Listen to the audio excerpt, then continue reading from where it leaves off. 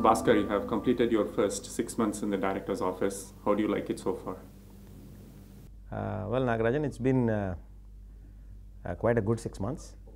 I can't say that I didn't know what to expect, since I have been a dean for 6 years before that.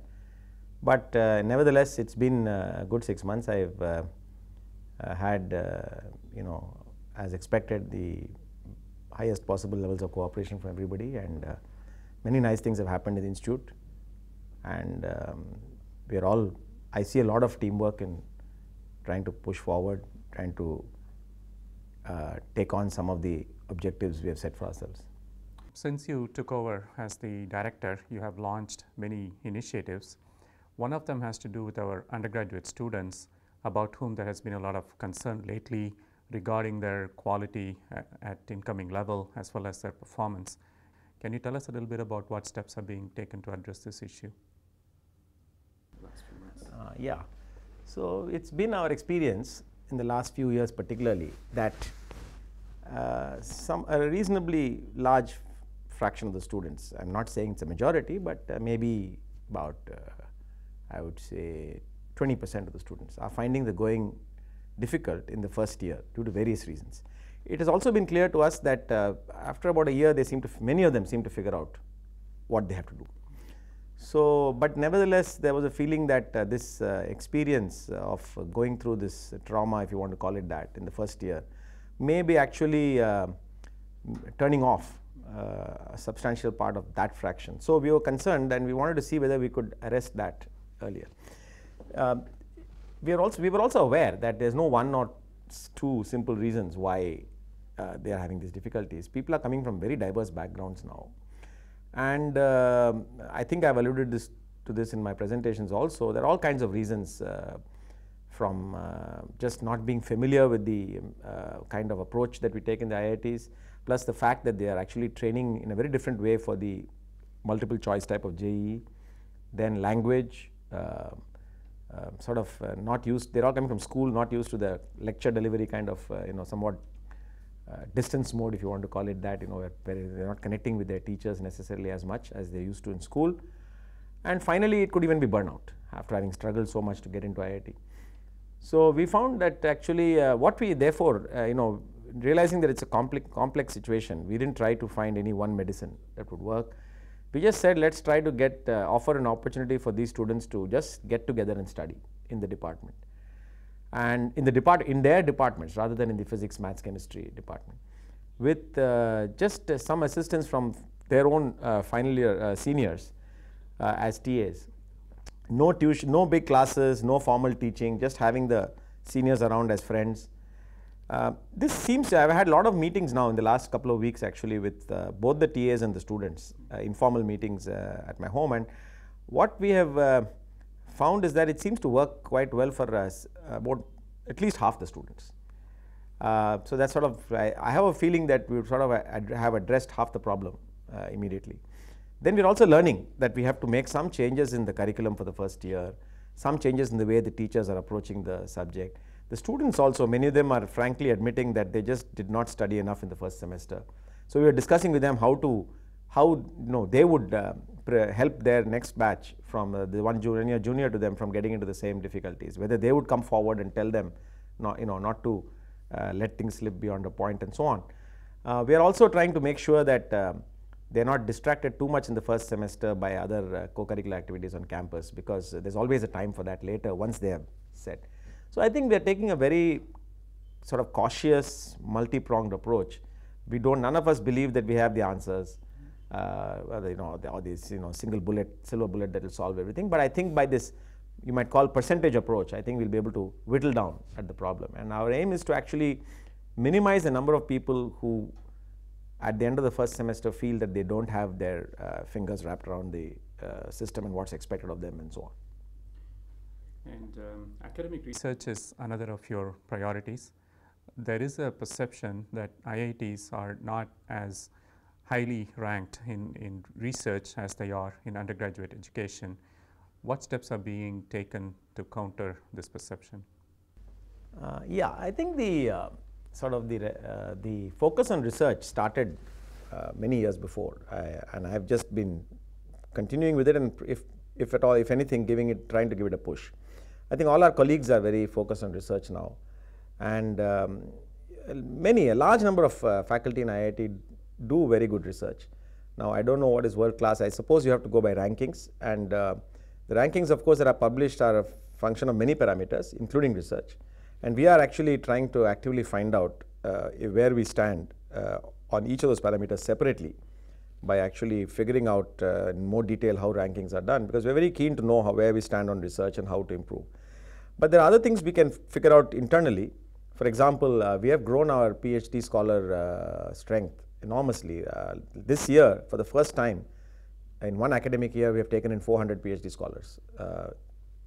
You have to compare this with the fact that in the last 2 or 3 years, we've been graduating about less than half that, 170 a year. So this is like doubling. Now, when you have so many PhD scholars on campus, obviously they need more facilities. So one thing we have done in the last few months is really take advantage of some funding opportunities that came our way, and have taken steps to augment a lot of the sophisticated instruments and other facilities on campus. We're also building new buildings and so on as part of the expansion. And I think we have we're just about crossing 500 in faculty strength. So I think research will definitely grow from strength to strength, and the faculty members are very focused on this. And joint degree programs and other such initiatives will also. Yeah. So I think we have had a number of successful collaborations with foreign universities. I believe the number is more than 100, and we don't maintain memoranda of understanding unless we have active collaborations. And therefore, when I say the number is more than 100, these are actually active collaborations. Typically, in the case of each university, we might have 1 or 2 faculty members who are very active. Many of them, at least I would suspect more than 15–20%, probably are active enough and fruitful enough that we could possibly, and with universities which are very high standing, that we could possibly explore with them the possibility of joint PhD programs. This will be very good, both and this is bilateral. By the way, many of these MOUs and relationships envisage bilateral movement. So we are looking at actually joint PhD programs where our students spend a year or more at the other university and vice versa. And we have just come out, our Senate has just come out with the document that outlines our terms of engagement. And there are many universities that are very keen. We will go at it in a very, if you want to call it that, a cautious way, in the sense that we'll first make sure there is an active collaboration, that we have actually research scholars and faculty moving to each other, visiting each other's universities. And once we have that as a sort of a basic foundation, we'll build on that with the joint degree program. It won't start the other way around. Industry interaction is obviously critical, especially in the context of translational research. And on this front, some interesting steps have been taken lately to get faculty to immerse themselves in industry. Can you tell us a little bit about that? It's very important for for those of the faculty of IIT Madras who are inclined to do so, to actually engage very actively with industry. And there will always be a certain large fraction who are interested in this. This is important for the country, this is important for our faculty. And of course this is not new. A reasonable number of faculty have been doing this already. But what we thought we would do, and this idea actually I was quite surprised, came to me from 2 or 3 sources about the same time at which I was also thinking about it, is why not do something a little more proactive to try to enable more faculty to engage in industry, particularly given the fact that we have so many young faculty on our rolls. Something like 350 have joined in the last 10 years. Many of them may possibly not have made the openings or connections themselves. So we just asked our faculty to fill in an online survey to let us know how many of them are interested in embedding themselves in industry for a month in summer, or a little more than a month, just to explore what could be done and which industries and which areas and so on. And more than about 300 faculty actually responded saying they work with industry or would like to work with industry. And out of them, about 175 wanted to embed themselves. Presumably the others already are very active. So wanted to embed themselves in industry in summer. Now obviously we cannot ensure that kind of placement, if you want to call it that, by this summer, but definitely before next summer we'll have a large number of these done. And I am very comforted by the fact that industry is showing a lot of interest, not only individual companies but even industry associations like CII and NASSCOM and so on. A lot of our alumni who are in leadership positions in industry have shown keen interest to help, and we are actually trying to engage even CARES, which has been set up recently to enable these connections to be made. So I am very sanguine about where this will lead and the benefits it will bring to our faculty and to the institute and to industry. So the innovation entrepreneurship ecosystem at IIT Madras is more active than ever. I believe that the institute is now taking some steps to help and support these budding entrepreneurs. Can you tell us more about these? Yeah, so IIT Madras has already in the last few years been helping faculty and students incubate companies. In fact, we already have, I think, if I'm not mistaken, at least 2 or 3 incubators. What we have done now is to sort of take the policy to the next level, and it's just been approved by the Board of Governors in the last meeting just a few days back, which is to create actually an incubation society. A few other institutions in the country already have it, which will provide the governance. But continue with the multiple incubators, because these incubators each have a different focus. We have one focused on rural technology, we have another one focused on biotechnology, we have a third one which is sort of campus wide, which is run out of the, which is sort of, you know, the physical location gives you an idea of what the emphasis is. This third incubator is run out of the management department and so on. So I think it's a good idea. In fact, I've been encouraging our Center for Innovation to actually see if some of the student projects may move on to a incubation stage. So we would probably end up having 4 or 5 incubators with different focus. They should have a common governance structure, and there are issues which we have to deal with carefully regarding conflict of interest and so on if it arises. And we have to provide all the support that the faculty and students need. In fact, one of the nice aspects of our policy is that we also recognize that we may end up wanting to and actually incubating companies which are neither started by faculty nor students. But let's say there's a very good group of youngsters from outside who approach us, and if it's very worthwhile, why should we limit ourselves? So we have tried to make a very sort of a flexible policy, but at the same time, from the very beginning, ensure that it has good governance and the fair name of the institute is only enhanced and never tarnished, and also that whatever is done in a proper fashion, and what is due to the institute comes to the institute, and what's due to the faculty and students go to the faculty and students.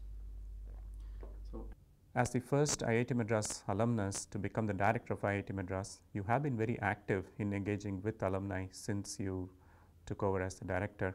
You have met with alumni chapters now in Chennai, Bangalore, Mumbai, Hyderabad, and you are planning to travel to Singapore shortly to participate in the Pan-IIT meeting there, and also to meet with our alumni in the region.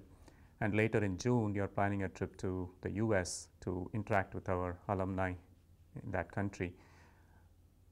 Since you have been a very active alumnus and now very actively engaged with alumni as the director, the initiatives that you have just outlined, can you outline some ways in which alumni can actually play a role in helping the institute drive these? Oh, sure. I think alumni can play a role in almost all these initiatives. You know, obviously I've already talked about the fact that alumni can play a very important role in enabling our faculty to establish very deep and useful connections with the industry, mutually beneficial connections with the industry. By working with the faculty and looking for the opportunities and finding the connections, finding the right. It's not even the personal connections, but the connections at the level of the research. You know, making sure that that we make the right connections between the people in industry and the groups in industry that would benefit from the faculty members' knowledge and vice versa. Similarly, on the joint degree PhD degree program, I think alumni who are faculty in universities all over the world can play a very big role in this. And in fact, in my oncoming trips to the US and Singapore, I plan to focus quite a bit on this. I've also in the entrepreneurship, I think there are many alumni who have a lot of experience in setting up companies and bringing them to a successful level. So I think mentoring, but even investment, venture capital, and also in the governance structures that we have set up, like the incubation society. I think there's a definite possibility that alumni who are interested in contributing by with their time and their thinking, their assistance to us in taking the effort at every stage to the next level. There's a strong, big role that they can play. And finally, I think we are also engaging with alumni, particularly the ones in Chennai. In all whenever we have distinguished visiting faculty from other places all over the world, we are trying to engage with the appropriate set of alumni in each case to make sure that the visitors get to meet the alumni and vice versa. So that I think the idea is to see where we can bring, you never know where you can make the right connections and bring in more value to what we are doing. And that's something that's been on my mind all the time. Yeah. Of course, financial contributions are always welcome. I think so. I think that's been going on well, and I don't want to overemphasize that, because already alumni have been doing very well. You know that in the last year, we crossed 10 crores in the year for the first time, and we look very likely to cross 20 crores the next year. So I think the growth rate is good. Alumni are doing a great job, and that's very welcome, because I did mention earlier on that we are augmenting our research facilities on campus, and while we have done quite a bit with funding from the government and from research grants, it turns out that actually there is much more to be done. And one of the avenues I'm exploring is sort of getting very sophisticated facilities through joint through contributions from partly from research grants, partly from corporates through their CSR, and partly through alumni funding. So for example, I know that a large number of faculty on the campus right now is very keen to procure an atomic force microscope, which will be the first of its kind in the country, and that's high on my agenda now, and so I'm looking for ways to make that happen. So I think these are definitely, so it's not just, I think almost everything that I mentioned, there's a place, there's a role and a place for alumni in making it possible, and making it possible faster and better than it would otherwise be. So Bhaskar, thanks for taking the time to share your thoughts with us. Thank you very much. Try to do this again very soon. Very good. Thank you.